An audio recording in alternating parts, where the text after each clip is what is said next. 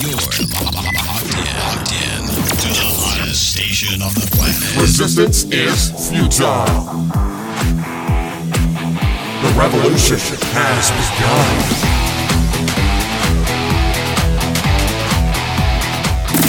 You're listening to Rebelpreneur Radio, helping you break the rules and build the business you need for the life you want. And now, broadcasting his pirate signal from somewhere beyond the status quo, here's your host, best-selling author, marketing and media strategist, Ralph Brogden. Hello and welcome to Rebelpreneur Radio. It's the show that helps you build the business you need so you can live the life you want. I'm Ralph Brogden. There are a lot of different skills that we need to bring to the table if we're going to build a successful life and business. One of those skills is intuition, and not a lot of people understand how that works. Very few people tap into it, but today's guest is going to help us learn how to be better in intuition in our business and in our life. I'm speaking with Katy Bray, who is an intuitive entrepreneur whose direct and loving approach has been transformational for her clients in growing into the next levels of their intuition and business. Katy is a Vedic counselor and dancer. She is also an author, speaker, retreat facilitator, and a catalyst for all who seek her counsel. Katy, welcome to Rebelpreneur Radio. Thanks for having me. I'm really happy to be here. The pleasure is mine. Your website is livewiththelightson.com. What is the background for that? That's an interesting name. How did you come up with that? So I came up with it actually about 13 years ago with my first business coach who was helping me around branding. And I knew with total certainty that my big work in the world was to help people live a more conscious way of life, to live more awake. So I kept just feeling so much light around it. And I knew that I was attracting a lot of leaders, a lot of entrepreneurs who were about doing good things in the world. And so the idea of them being a light made a lot of sense. And so it just sort of clicked and it was like, yes, that's it. Live with the lights on. That's the ideal. Very awesome. And that is, that really exemplifies who you are and what you are all about. You are an intuitive entrepreneur. You're also a Vedic counselor and dancer. Tell us what Vedic counseling is. Yeah, it's a great question. Obviously, I get it a lot. It's not the most common term. I'm sure many people are familiar with the idea of Chinese medicine. Well, this is the Indian version of Chinese medicine. And while I am certainly not a doctor, I don't use the word medicine as if I'm an MD of any kind. But through this medical system, I look at people when I work with them and I look at their mind, body, spirit. I look at, potentially what foods are creating imbalances somewhere within their mind, body, or spirit.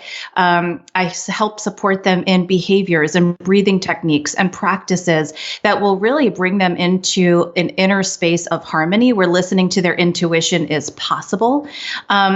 And what I love about it is it's really a very powerful way to pull people's innate wisdom out of them, because I really believe that we are all filled with the information and wisdom that we really need to take us on our next steps in our journey. It's just sort of quieting out all the noise that wants to drown that out. And so that's one of the big things that I like to do. And I use Vedic counseling as one of my tools to do that.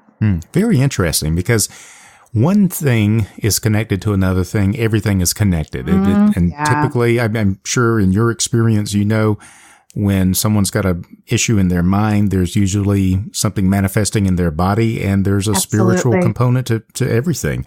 Always. Yeah. So that's very interesting. And we all have stories of how we came to be where we are. What is your story? What got you interested in these things?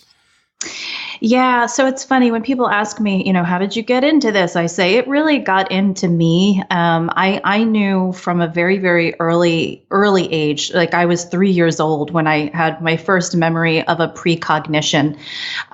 So I've always had sort of extra spidey senses that I've been aware of. My perception around being able to understand people and my intuitive skills, I was born with, and they never really went away.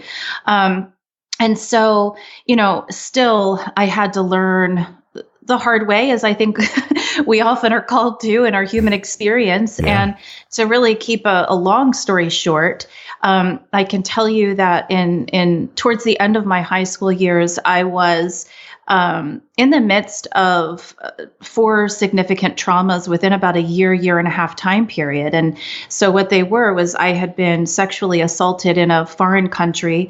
Then a lifelong friend of mine was killed. And then both of my grandparents, who I was really close to, passed away within 4 months of each other. And so, I mean, you can imagine just somebody who has, the best inner skills developed, inner strength and all of that would be hard for them. But for me, I didn't have a strong inner world. I didn't have a lot of confidence. I didn't have a lot of coping mechanisms, if you will. So that actually ultimately landed me dropping out of college. I had gotten into my dream college, and then I dropped out after the first year. And then I lied in bed. I had agoraphobia, which means I was afraid to leave the house. For 2 years, I lied in bed with post-traumatic stress disorder, and I was over-medicating with alcohol and food. I was put on a lot of different head meds. I was even institutionalized because I was actually drinking so much, but not telling anyone, and dealing with post-traumatic stress disorder that way. It was really kind of an ugly situation. But when I was 20 years old, I just had this really powerful, like just divine moment where I heard this voice say, "You got yourself into this, you can get yourself out of this." And it really felt like a command. And so it was actually the next day that I went and I told my mother what was going on. I got myself to an AA meeting, and that actually started my journey in all of this. That was 21 years ago. And, along the way, I saw a therapist for a long time to work through the PTSD. I, started seeing my own intuitive healer after I had done a lot of sort of the behavioral mind work that I was doing in therapy, the emotional stuff. I just knew that there was more to me. And so, even though I didn't always honor my intuition, I think overall I honored it enough that I just kept getting the call that I needed to do more work on myself. And with each step of me doing more work on myself, I felt that much more compelled to share what I'd learned and work with others. And so it was 13 years ago that through a bunch of serendipitous events and synchronicities, I ended up in my first Ayurvedic class, and I knew I was home. And so I've been going ever since. Wow. What a powerful story of coming back from the edge. And any one of those traumas would have been enough to completely sideline you. But you came back, and now you have devoted your life and your professional career to helping others. Intuition is kind of elusive for people. You seem to have seem to have grasped it, and that was that was a big factor in following your heart and literally getting yourself out of what you had gotten yourself into. What is intuition? So, intuition for me, I believe it's a higher wisdom that we're all born with. I believe that, whether, someone calls the greater forces God, spirit, some people just feel like it's a scientific force. I mean, whatever that is, whatever makes the roses bloom and, the earth spin, whatever that is for you, I feel like is innately in all of us. And so just to put a little more meat on that, intuition for me is understanding that I am a vessel for that force, and that force speaks to me through my body and through my senses. And I get very real information and insights because I believe so wholly and deeply, and because I work to keep those lines of communication consistently open. So intuition is really about hearing or being able to see or hear or focus beyond what the mind wants to tell us. I think just human beings ourselves just innately have that monkey mind. It can be very hard to shut the thoughts off in our head, but intuition is a constant force that is consistently giving us feedback about us, about our relationships, about our lives, about our businesses. And it's really telling us which directions to go. And in my experience and in my years of working with people now, I stopped counting how many people I'd worked with after I got to 12,000 people. So I don't say that as an impressive number. I say that to highlight that something I've been able to see across the board with so many walks of life is that we all have intuition. I've seen a lot of patterns. I see how intuition comes through people in different ways. But it's this inner wisdom that really is our inner compass and our inner GPS system that is going to show us where our next best steps are, no matter what area of life we're talking about. Very useful to be able to find out what that is and how to leverage that. You do that. Yes. You do that with life, and you do it with business as an intuitive entrepreneur. Tell us more about how you work with people and who is your ideal prospect. Yeah. So I do tend to work more with leader types. So definitely just general entrepreneurs not general, but just entrepreneurs in general, anyone who's really leading something. I started attracting, those groups early on. Could be because I was always at networking events and, that's just sort of how it worked. But I definitely gravitate towards people who are leading something, who are at the head of something. It could be the lead of a community. It's sometimes, some of my clients are even couples who are just head of household and they're looking to navigate life and kids. But there's this idea of I'm leading something and people are looking to me to better something for them. Or, there's this endeavor, the entrepreneur, there's that, but there's this endeavor that I need to put into the world. I'm here to birth something into the world. And the reason why I love working with these kinds of people is that's me. I relate, I feel like my work is really important in the world, and I understand the things that I have come up against as an entrepreneur. And it's no different than what the majority of entrepreneurs, go through. And I think, it's a real gift for people to have discernment and intuition when it comes to making business decisions, small or big. If you're questioning a contractor to hire because you're designing a new website, or you have a team of people and you're not sure who to hire, things like that, or, a lot of entrepreneurs get really distracted about, oh my gosh, if I just, give this coach, this amount of money, then they say I'm going to have this result by this amount of time. And it's big and it's grandiose and it's huge. And unfortunately, I've seen a lot of people waste a lot of time and money and energy and then doubt themselves for making choices like that really, if they had been tuned into their intuition, they would have understood that there are certain people who are selling shortcuts and there's no such thing.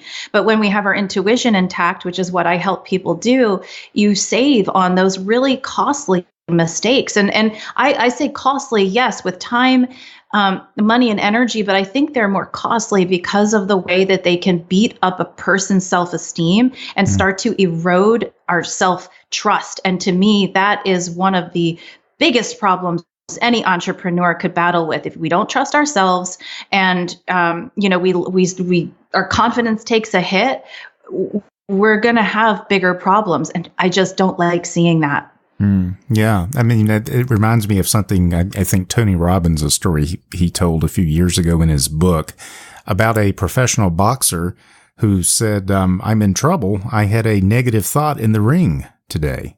Oh, and it's like, oh, so you can have one negative thought, and what's the big deal? And the boxer said, you don't understand. One negative thought in the ring can get me killed. That's right. That's right. So maybe maybe the consequences are not that dire for you and for me, but if we have a negative thought, if we allow our self-confidence to be shaken, then it can definitely have a negative impact on our business. So when you're working with people to help them develop their intuition and to tap into this innate wisdom and knowledge, what is the biggest hindrance? Why is it so hard for us to tap into this and to trust this? What's the obstacle? There's a lot of obstacles, actually. One is, it is easy to see all the shiny objects around, all the different possible courses or seminars or this or that we can go to. And ultimately, if that's what we keep chasing, we spin our wheels. And I've seen people do that for years, where they sort of stay stuck in the excitement of the idea of their business, but they don't actually get their feet on the ground and start doing the work. Now, mind you, I'm a big fan of seminars and workshops and things like that, like a really big fan. I see it become an addiction for people and actually a way to avoid doing their work. And so that's more what I'm calling attention to. That can be a really huge distraction. The other thing is, and this was a big one that I ran into multiple times until I realized that I needed to really practice what I teach on a deeper level. There were things that I saw other entrepreneurs doing. In fact, at one point, one of my business coaches was like, this is the way to do it. This is what you have to do. And everything in me was like, this doesn't feel right for me. This does not feel like it's what I'm supposed to do. And I think a lot of people will come up against things like that, where it is important to know, what certain business techniques and tools and ways to market or generate clients or, whatever the case may be. But at the end of the day, if it's not resonating with you, your intuition might be telling you that that is not the best way for you to go, that it's time to get creative and look at other possibilities. And I see people give into pressure because they're like, well, gosh, maybe they know better than I do. They're the expert, that's why I'm paying them, or, whatever the story is. And to a certain degree, I think that's true. I'm a big fan of coaches and mentors and people who are where we want to be. I think there's something incredibly valuable about that. But I think any good coach or mentor at the end of the day is going to support you in reflecting back what your highest calling is, what your highest next step is, and really honor what it is that you feel to be true for you. And I honestly find that to be super hard work, to not do what everybody else is doing, but to really go, no, I really feel this and I'm going to trust myself. That's a big one that I see. And that really taps into this Rebelpreneur mindset. We're going to break the rules and build the business we need to live the life that we want. And that's not necessarily going to look like somebody else's life, someone else's business, someone else's strategy. And so what you're saying is really, really important for business people, Rebelpreneurs, solopreneurs, that we not get into this trap of outsourcing our intuition, outsourcing who we are, trying to be an imitation of somebody else when that's not going to give us the business we need or the life that we want. And that is really the heart of what being a Rebelpreneur is all about, breaking the rules in a positive way, not doing anything illegal or immoral. Of course. But of course. To break the pattern, to break the mold. And that's really where entrepreneurship comes into being. It's a creative act to do something that no one else has done. And until somebody famous did it, it hadn't been done. And, right. So why can't we be the first ones to build the business, build the life that we want in the way that we want? So it seems to me that intuition is really critical for doing that. Yes. Because you can't just go and, if we're saying you can't just imitate someone else's idea of success, then building and trusting and having confidence in our own intuition is really, really critical if we're going to build a business. So how can we do that? Are there a couple of steps or 3 steps that would be helpful to begin to move in the right direction and trust and build our intuition a little bit better? Yeah, absolutely. So the first one that is, I think if you do nothing else, this first one's really important. Actually doing breath work, some kind of breathing technique. If anyone listening, goes to a yoga class, they know that even that kind of breath work, there's alternate nostril breathing. There's one that the Navy has called box breathing. You can, YouTube all day different breathing techniques and find great ones. But the breath is really the bridge between our mind, body, spirit. And when we spend 30 seconds a day, a few times a day, I always give TMI, but every time I go into the restroom, because I know I'm going to go into the restroom at least a few times a day, I spend 30 seconds doing some kind of breathing technique, even if it's just slowing down your breath and getting present. That's a huge one, because if we're so stuck in our heads and we're everywhere else, we're so busy projecting into the future or somewhere back in the past that we're anywhere but here. And right here now is where our intuition speaks to us. Which leads me to my second one is really becoming fully embodied. And what I mean by that, like you did say at the beginning, I'm a dance teacher. I do teach dance. After being so separated from my body, I was separated from my intuition at that point in my life. And movement actually helped bring me back into my body. And so for some people, that's going to the gym and lifting weights. For some people, that's walking. Some people, that's running. But anything that actually takes you out of your mind and brings your level of awareness into the whole of your body, it's another way to bring yourself present, which again is where your intuition speaks to you. So if you actually put your breath and some kind of embodiment practice where you bring yourself into presence, those two things are very powerful together. The third one, if you want to build off of that, is just start asking yourself questions like, is this the direction I go? Or what would it look like if I go in that direction? And be in your body, do some breathing, do an embodiment practice, and then ask yourself questions. And then just start to feel them in your body. How do they resonate? I can almost guarantee you that you will have different, very subtle, but very clear sensations about what feels open, what feels closed, what feels expansive, what feels contracted, light, heavy. Those are your body and your energy system giving you very valid feedback. That is some powerful, powerful stuff that you just laid on us there, Katy. And if someone is listening and they say, well, I don't know if I can really get into all of this woo-woo stuff. Let me say this to you.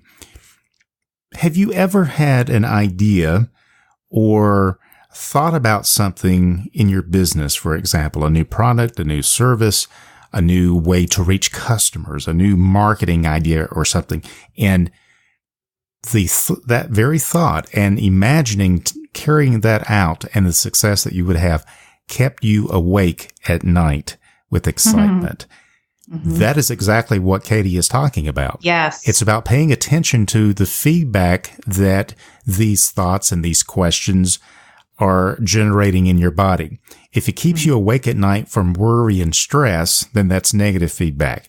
If it keeps you awake because you're too excited to sleep and you've got to get up and start working on it, that's powerful, positive feedback. So we don't have to get crazy with this. This is very practical, and I would imagine most of our listeners have experienced some form of this.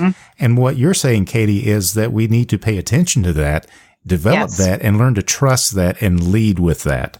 Exactly. How can our listeners get in touch with you to find out more about what you do and what you offer to help facilitate this? Yeah, so my website, like you said before, is livewiththelightson.com. It's all spelled out. I'm also on Instagram, Facebook. I'm pretty easy to find. I have some books on Amazon with under my name, Katy Bray. So I'm pretty easy to find. I'm out there. You're out there, and your website is very memorable. It's livewiththelightson.com, and we'll have that link posted on the Rebelpreneur site as well. Katy, this has really been enlightening, and you have really, I think, demystified this whole process so that it is accessible to ordinary people without going way off into outer space. It's something that we have already experienced, and maybe we didn't know how to describe it or what to do with it. But now I think with your help, it is achievable and it's reachable. So I really appreciate you sharing your wisdom. But I got to ask, any final thoughts or words of wisdom that you'd like to leave us with? Honestly, I think what you just said is, I do think we're moving into a time in the world where our intuition is going to be that much more important, and learning how to bring it in and use it in very grounded, practical ways is really where it's at. And there's no right or wrong. There's no good or bad way to do it. Just start playing with your intuition and hold that intention and just learn to start playing with it and trust it. Excellent. I've been speaking with Katy Bray. She is an intuitive entrepreneur whose direct and loving approach has been transformational for over 12,000 clients, helping them to grow into the next levels of their intuition and business. You can connect with Katy at livewiththelightson.com. Katy, thank you so much again for your time. I really appreciate you being on the show today. Thanks for having me. You've been listening to Rebelpreneur Radio with Ralph Brogden. Download the show notes and much more at rebelpreneur.com.